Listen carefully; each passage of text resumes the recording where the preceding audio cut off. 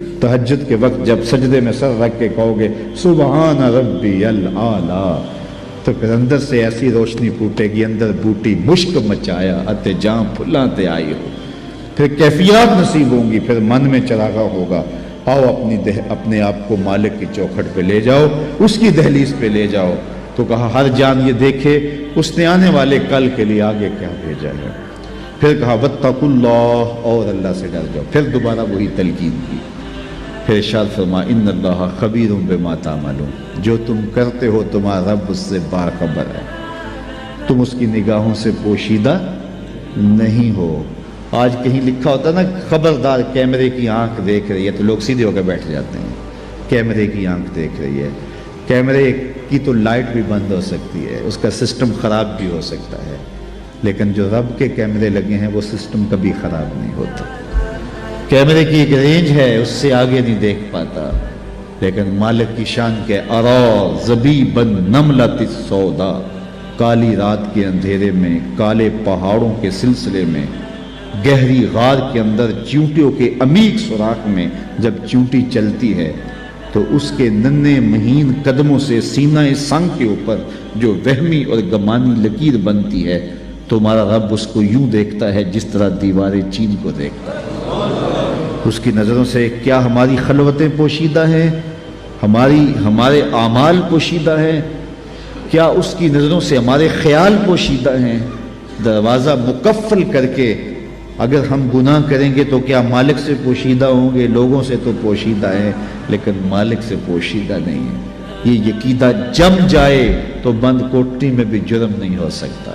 آپ دیکھتے نہیں ہیں کہ جب دروازے مقفل کر کے بت کے اوپر بھی موٹا کھیس ڈال کے زلیخا بولی ہے تا لگ یوسف اب تو آ جاؤ، اب تو کوئی نہیں دیکھ رہا، تو جناب یوسف نے کہا کالا معاذ اللہ، میں اللہ کی پناہ میں آتا ہوں، تو اپنے اس بے جان بت اور مجسمے سے بھی حیا کرتی ہے اور اس کے اوپر بھی جو دیکھ نہیں سکتا پردہ ڈال لیا ہے، اور میں اس سے حیا نہ کروں جو ساتویں کوٹڑی میں بھی دیکھتا ہے۔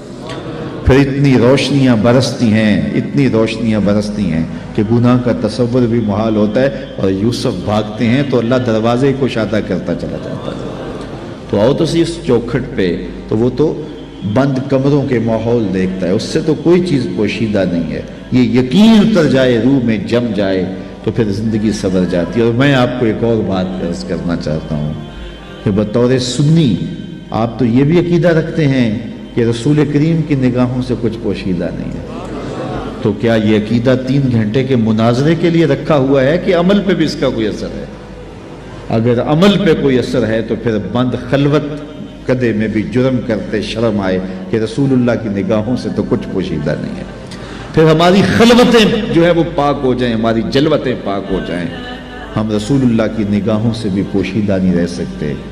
ان کی نگاہیں دوربین بھی دیکھتی ہے، ہمارے رب کی نگاہیں بھی دیکھتی ہیں، حضور اللہ کی عطا سے دیکھتے ہیں۔ تو جب یہ عقیدے جم جائیں گے، روح میں اتر جائیں گے، تو زندگی میں نظم پیدا ہو جائے گا۔ جہاں کوئی سیکورٹی نہیں پہنچتی، کوئی عقیدہ نہیں پہنچتا، کوئی جو ہے وہ کیمرہ نہیں پہنچتا، وہاں یہ عقیدہ پہنچتا ہے ان اللہ خبیر بما تعملون، جو تم کرتے ہو تمہارا رب اس سے باخبر ہے۔ تو آئیے میں اور آپ اپنی زندگی کو ایک نظم میں لائیں۔ جو اللہ نے ہمیں مہلت دی، وقت دیا، آج ہمیں اللہ نے مہلت دی ہے، ہمارے پاس ابھی زندگی ہے، سانسیں چل رہی ہیں، توبہ کا دروازہ بھی بند نہیں ہوا، اس کے چوکھٹ، اس کے حضور آئیں گے، توبہ کریں گے، وہ سارے گناہ معاف کر دے گا۔ آئیے اپنی زندگی کو اس کی دہلیز پہ لے آئیں۔ بہت وقت ہم گزار چکے، لیکن جو وقت باقی ہے اس کو مالک کے لیے گزاریں، ایک ایک سانس اس کے نام کر دیں، اس کے محبوب کی اطاعت کو، فرما برداری کو شعار زندگی بنا لیں۔ اللہ اپنی رحمتوں کا سایہ عطا فرمائے۔ میں زیادہ لمبا خطاب کرتا، لیکن میرا خیال ہے سمجھنے کے لیے، سوچنے کے لیے، عمل کرنے کے لیے اتنی باتیں بھی کافی ہیں، اور ایک تھکے ہوئے شخص سے اتنی باتیں بھی اگر آپ تک پہنچ گئی ہیں تو ان پر عمل نصیب ہو جائے تو زندگی میں بہت کچھ تبدیلیاں لائی جا سکتی ہیں۔ میں آپ کے لیے دعا گو ہوں، اور آپ سارے لوگ میرے لیے دعا گو رہیں کہ اللہ ہم سب کی زندگی خوبصورت کر دے، خیرات حسنات دنیا اور حسنات آخرت عطا فرمائے، ہمیں بھلائیاں بھی دے، اپنی یاد بھی دے، اپنا ذکر بھی دے، ہمیں رزق حلال دے، حرام کے ایک لقمے سے بھی ہماری حفاظت کرے۔ یہ دن مارو مار لگی ہے، بھاگ دوڑ لگی ہے کہ ہم بہت امیر ہو جائیں، ایک دوسرے سے امیر ہو جائیں، چھوڑو اس فکر کو، بس اللہ کے حضور پیش ہونے کا سوچو۔ حضرت سری سکتی رضی اللہ تعالیٰ عنہ فرمایا کرتے تھے، میں تو اس بات سے ڈرتا ہوں اپنے رب کا سامنا کیسے کروں گا۔ سب سے بڑی بات تو یہ ہے، تو جو اللہ نے دے دیا ہم بھوکے نہیں سوتے ہیں۔ میں تو جب سے ہوش سنبھالی آج تک بھوکا نہیں سویا، تو میرا خیال آپ بھی نہیں سوئے ہوں گے۔ وہ پتھر کے اندر جو کیڑا ہے اس کو بھی رزق دیتا ہے، اس نے رزق ذمہ لیا ہے۔ وَمَا مِن دَابَّةٍ فِي الْأَرْضِ إِلَّا عَلَى اللَّهِ رِزْقُهَا۔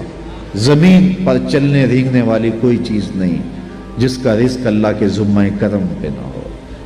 وہ تو یار ہمیں تو 2 وقت کی روٹی سادہ سی چاہیے ہوتی ہے۔ ایک پرندہ ہے ہنس، سچے موتی کھاتا ہے، سچے موتی، اور آپ پنساری کے پاس چلے جائیں تو آپ اس کو ہزاروں روپے دیں تو وہ تولوں اور ماشوں میں آپ کو دے گا، اتنے کم یاب، اور پھر بھی آپ یقین سے نہیں کہہ سکتے کہ یہ سچے ہیں، ہزاروں روپے خرچ کر کے۔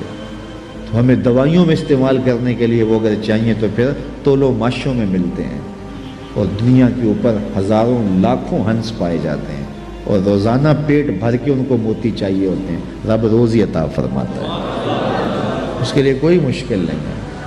ہماری ہڈیاں تو 2 پاؤ دودھ جو ہے وہ گوشت سے پک جاتی ہے، لیکن ایک دن کے اندر ایک شیر کتنا گوشت کھاتا ہے، اللہ اسے روزی دیتا ہے۔